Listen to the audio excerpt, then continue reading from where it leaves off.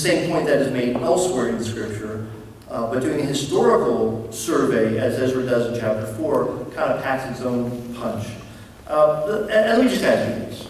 And the kids aren't here, so I can ask this question. I don't know how you raise your kids. It's your business. Whatever you want to do is fine. How many of you believe that Santa Claus does not exist?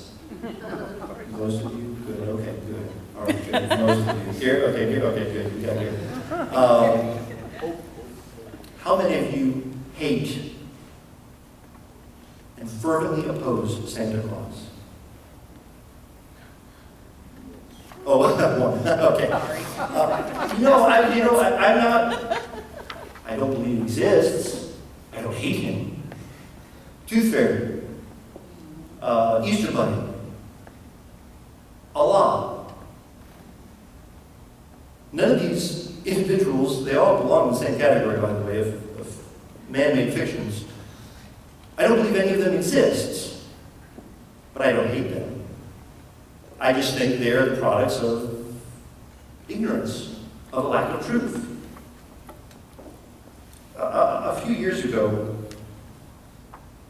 I was supposed to do a little Christmas men's devotional for a group of guys, and I didn't want to talk about Christmas. They didn't want to hear about Christmas. So I talked about atheism.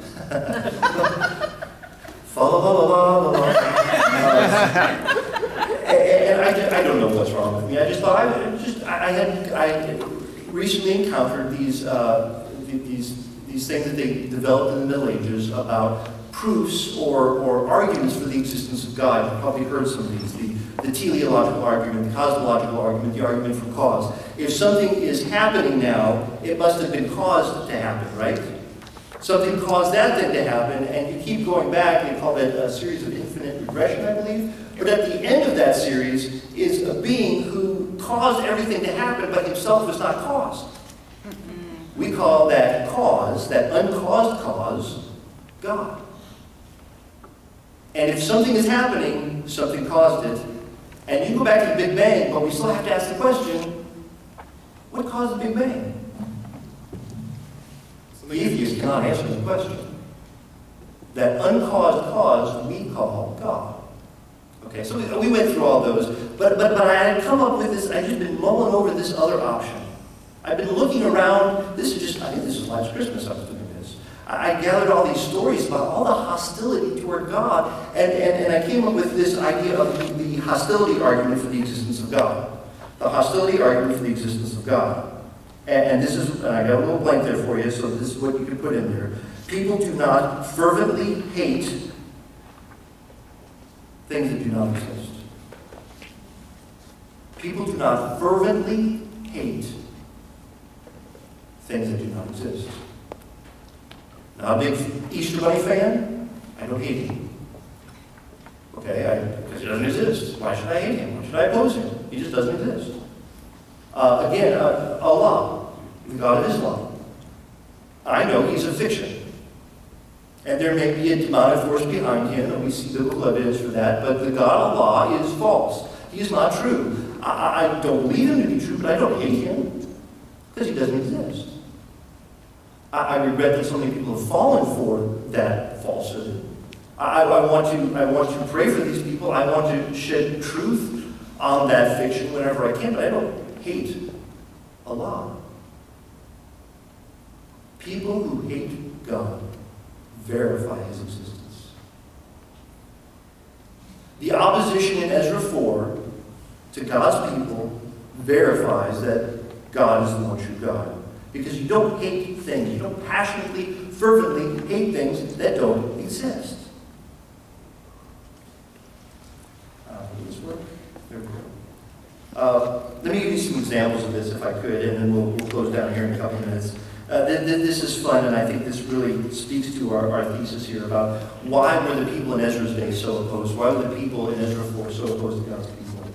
This is fun. This is fun stuff. Billboards. Millions of Americans are good without God. Well, that's good. Isn't that nice? DFWCOR. This is the Dallas-Fort Worth Coalition of Reason. And they spent a lot of money postering this billboard these billboards along the sides of buses. They put them up on the other one. Don't believe in God? You're not alone. The Northwest Free Thought Organization. Are you good without God? Millions are. Sacramento, a coalition of reason. People spend thousands and thousands and millions of dollars to oppose God. Would you spend any money to oppose the Easter Bunny? No, I don't care. I'm not spending money. If they have this level of opposition, that verifies to me that there is something very real about what they are opposing. I'm going to read a couple. I'm going to keep these up here because they're disturbing. And I'm going to read a few other examples here. Victor Stenger, an American particle physicist, which means he's qualified to speak on philosophy and theology, apparently. An American particle physicist, author, outspoken atheist, says, irrational faith, meaning Christianity, is absurd and dangerous, and we look forward to the day, no matter how distant, when the human race finally abandons it. 2010, December 2010. Internet, oh boy, we missed it. It was on September 30th. Did you miss it? Were you there? What was September? International Blasphemy Day. Oh, can we get that on the calendar? I'm not going to say that. International Blasphemy Day. How many international anti-holidays are there? International Blasphemy Day is a movement organized by the Center of Inquiry as part of its campaign for free expression. It is an attempt to make September 30th globally recognized as the International Blasphemy Day. It was first held in 2009 in Dallas, Texas. And sometimes we get the sense that people are becoming more open to spiritual things, more tolerant. These are very recent things within the last year or two showing that there is increased opposition to God. A God that they believe doesn't exist. I think I wrote this next one for you on Christopher Hitchens. Christopher Hitchens is, interestingly enough, I was reading about him this last week. His brother, whose name escapes me, is an outspoken evangelical. Christopher Hitchens, author of God Is Not Great, told a crowd at the University of Toronto in November 15, 2006, a couple more years ago, but still within our time frame here. I think religion should be treated with ridicule, hatred, and contempt. And again, when you talk about religion, what is he talking about? He's not talking about modern Catholicism. He's not talking about Jehovah's Witnesses. He's talking about evangelical Christianity. I think religion should be treated with ridicule, hatred, and contempt, and I claim that right. The name of his topic was, Be It Resolved, Freedom of Speech includes the freedom to hate. Not the freedom to dislike, not the freedom to have a friendly discussion even though we're not on the same sides. A freedom to hate. You don't hate things that don't exist. This is the kind of opposition that we face. It is intentional. It is emotionally driven. It has no reason. They are proving by their very hatred the very thing they oppose. Another author says this, atheism can take on its own religion, one dedicated entirely to disparaging the God-fearing, and in doing so becoming as nasty, hostile, and ill-informed as the religious fanatics they so thoroughly condemn. Why are atheists so hateful? Well, let me give you two reasons, hopefully. Reason number one, they're on your sheet. Atheists may be hateful because they are fighting an internal impulse that verifies God's existence. They can make as many speeches as they want where they oppose God's people and say God doesn't exist. There is something deep inside of them that tells them they're wrong. And I'm not taking this out of context. Ecclesiastes 3:11, and no, it's not talking about atheism, but it's a broader discussion reminding the people that even though life is transitory and it doesn't seem like it means a lot all the time, there is something hardwired into the human psyche that shows us that there is something transcendent beyond just the natural, beyond just life and death. Something that shows us that Carl Sagan, when he says all that is, all that ever will be is the cosmos, the material world, there's something more than just the material world. because it is hardwired into our existence. That's what Ecclesiastes 3:11 says. He's also set eternity in their heart. Another example of this, you know these well, so I don't want to spend a lot of time on it. I think you know these well. Romans 1:19, that which is known about God is evident within them. God made it evident to them, but it's fascinating. Paul says it is evident within them. Something internally that says, oh, there must be a God. And they can fight against God's people and God's existence all they want to, but they know that there's something in there. And then another one in Romans, this is fascinating. They show the work of the law. This is talking about Gentiles. He talked about Jews.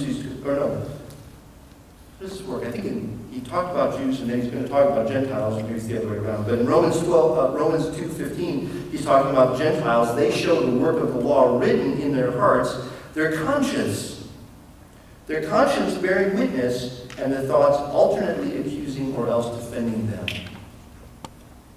Atheism doesn't bother me, because they're fighting a struggle that they have to deal with. They're proclaiming one thing, but everything about their being is screaming out another, and it is accusing them internally. Now, that's the human side. Let me wrap this up with just talking about the other side. Also, the opposition of atheists, the opposition of people in Ezra 4, the opposition that we may face in this church, the opposition from somebody who has no other reason at your business, in your neighborhood. Why are they opposed to me? Opposition may be driven to hatred and antagonism by supernatural forces. Okay, so here's the passage I was mentioning before. Zechariah is it's kind of the revelation of the Old Testament. Very strange, very bizarre images. But even while the people of his day, and by the way, Ezra's going to introduce Haggai and Zechariah in the next chapter, chapter 5, verse 1, or maybe verse 2. No, there they are, chapter 5, verse 1. So this is the time they're ministering, and what he's going to say is there's all kinds of human opposition. But God is going to give Ezra a vision, and that vision is someone is accusing the leadership of Israel, and that someone is no less than Satan himself. That he showed me Joshua, the high priest, standing before the angel of the Lord, and Satan is accusing him. These men that are creating opposition in Ezra 4 are driven by Satan himself. No sociological reason, no economic reason is given for their opposition and hatred. Oh gosh, these are all good verses. I'll let you look most of them up on your own.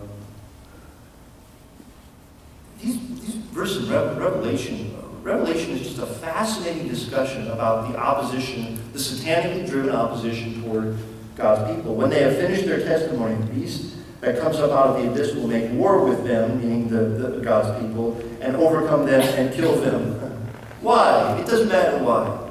The reality is that any opposition we face, and certainly the opposition that God's people will experience here, is driven by no less than Satan himself.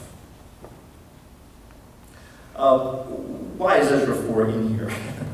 All this discussion about opposition. Well, it's a historical illustration of what Jesus says in John 16:33. In this world, you will have trouble. Okay? If you have any naive thoughts that we won't, any supposition that, oh, this is just going to be smooth sailing as long as I'm doing God's will, then you're missing the boat. And you and I need to wise up, get over any disillusionment we might have, brace ourselves for opposition, recognize it when it comes, be able to dismantle it on an intellectual basis, at least, with facts, even if we can't on an emotional basis, and recognize the source. Opposition to God's people, individuals or collectively, is satanically driven. But he who is in us is greater than he who is in the world. And it is Christ that we are relying on. What will we do when disillusionment, fear, hurt, disappointment, opposition comes our way? Will we allow that to throw us off course? Or will we continue to pursue what we know God wants us to do? Ted, why don't you come and read us this song?